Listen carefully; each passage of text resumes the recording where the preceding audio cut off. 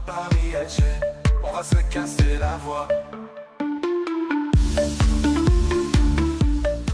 Quel match, et surtout quel match des Guinéens. Exceptionnel, personne ne s'y attendait. Tout le monde pensait l'équipe de France ultra favori, pas du tout. La Guinée a clairement répondu présent, ils ont fait un vrai match, ils ont mis en difficulté l'équipe de France et vraiment c'était exceptionnel à regarder. Salut à tous les frérots, j'espère que vous allez bien, bienvenue sur la chaîne MTO Foot. Aujourd'hui, on plonge dans l'actualité brûlante des JO 2024 et là, il y a des choses à dire, bien comme mal, pour l'équipe de France surtout. À la base des bases, quand on voit l'effectif de l'équipe de France, on s'attend pas à un match comme ça. On l'a vu au niveau des cotes, la France était ultra favori. Et bah pas du tout. La Guinée a vraiment fait un match incroyable. J'ai aimé la façon de comment ils ont joué, mais attention, l'équipe de France, va falloir faire attention pour la suite de la compétition, parce que pour le moment, j'ai la sensation qu'ils ont peur. Ils jouent un peu avec la peur et ils sont pas autant libérés que les matchs amicaux. En tout cas, je vais tout vous débriefer de A à Z sur cette vidéo. J'espère que ça va vous plaire. Bon visionnage les potes. Avant que la vidéo commence, n'oubliez pas l'abonnement, le petit like, le petit commentaire pour le référencement et n'hésitez pas à partager les potes.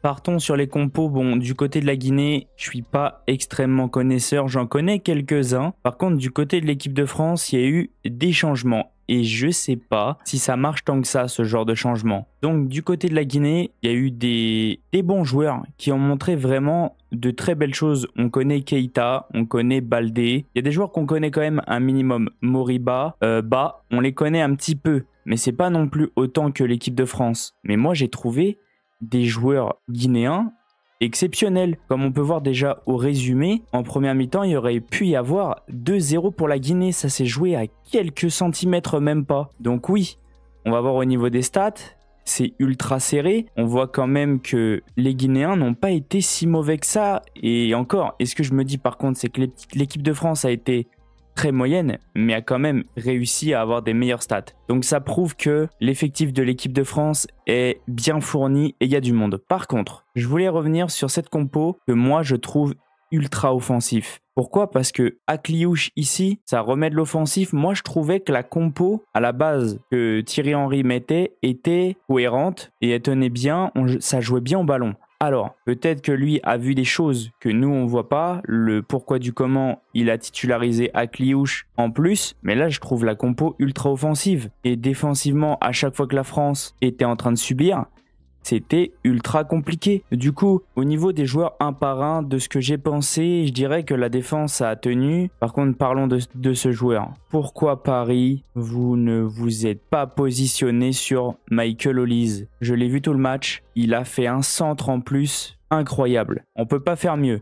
Le centre, il est arrivé pile sur la tête. Il avait juste à la déposer au fond des buts. Exceptionnel ce joueur. Et après, on s'étonne pourquoi le Bayern s'est positionné dessus, c'est parce que c'est un très bon joueur. Au niveau des attaquants, j'ai eu du mal avec Lacazette et Mateta, je les ai pas trop vus, c'était un peu compliqué et au niveau de la défense et des milieux défensifs, je dirais que ça a tenu.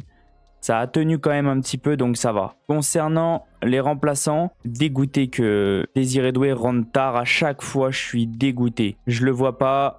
On n'arrive pas à voir vraiment ce que le joueur vaut, c'est dommage. Je suis un petit peu dégoûté. Kalimundo et Millo, je les ai pas trop vus, mais je dirais qu'une fois que lui est rentré à la place d'Akliouche pour remettre la compo de base, ça allait mieux pour l'équipe de France. Maintenant, partons directement sur les stats. Donc déjà, tout à l'heure, je vous ai un petit peu résumé. On peut voir que au niveau des stats, en général, c'est du kiff-kiff, un petit avantage à l'équipe de France. Mais en première mi-temps, j'ai trouvé que la Guinée a eu beaucoup d'occasions très franches et ça aurait pu vraiment faire très mal à la France. Au niveau de la deuxième mi-temps, je dirais que ça s'est un peu plus équilibré en faveur de la France. J'ai un peu moins vu la Guinée, les remplacements probablement, et ça a fait du bien de repartir avec la compo de base. Donc moi je pense que cette compo-là, qui a fini, doit débuter.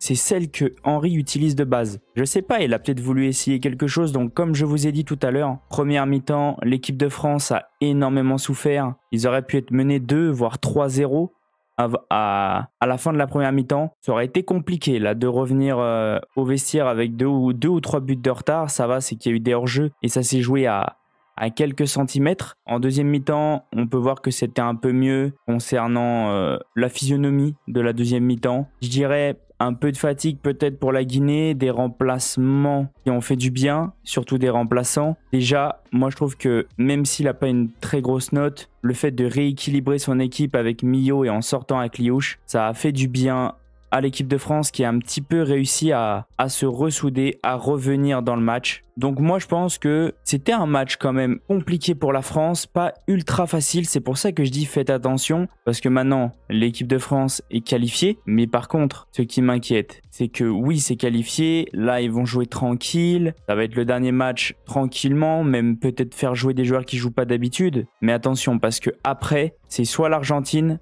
soit le Maroc, soit les deux autres. Mais attention parce que ces deux équipes-là jouent bien au football et vraiment, au vu de la prestation de ce soir, il y a clairement des choses à améliorer pour la France. Maintenant, j'aimerais un petit peu aussi parler des choix. Des choix de Henry. C'est probablement, il a peut-être vu, comme je vous ai dit tout à l'heure, des choses qu'on n'a pas vues. Mais moi, ça me dérange quand même cette compo. Je sais pas pourquoi, j'ai eu l'impression que dans ce match-là, les joueurs étaient un petit peu perdus. Moi, je pense que c'est dû à ce déséquilibrage de Akliouche qui a rendu la compo ultra offensif et qui a fait du mal. C'est pour ça que l'entrée de Millo a fait clairement du bien. Désiré Doué, comme j'ai dit, j'aimerais le voir un petit peu plus tôt dans chaque match, en espérant que le prochain match il joue plus, voir vraiment ce que le joueur donne, parce que je trouve ça tardif à chaque fois, la 87e. C'est comme tout à l'heure le résumé que je vous ai fait, le débrief. Akomash, il rentre, pareil, à la 87e. On n'a pas le temps de le voir. On sait que c'est des joueurs qui peuvent faire des différences, créer énormément d'occasions, mais on les voit beaucoup trop tard. Oui, peut-être que pour lui, il ne faut pas les faire rentrer avant. Peut-être qu'il n'a pas envie de sortir son capitaine trop tôt aussi, hein. Bien sûr, le changement est fait pour Lacazette. Mais pour moi, il devrait faire peut-être sortir un petit peu avant. Il voit que c'est compliqué. Il fait rentrer Doué. On sait que c'est quand même un joueur, un jeune crack. Donc pour moi, j'aimerais le voir un peu plus tôt. On va probablement le voir beaucoup plus sur le prochain match vu que l'équipe de France est déjà qualifiée. Mais pour moi, il y a des choses quand même à améliorer par rapport à cette équipe parce qu'il y a un énorme effectif. C'est comme le Maroc, il manque des choses.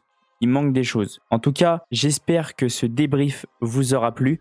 J'aurais essayé de donner mon avis un petit peu sur l'équipe de France, sur la Guinée, qui est très surprenante dans ces JO.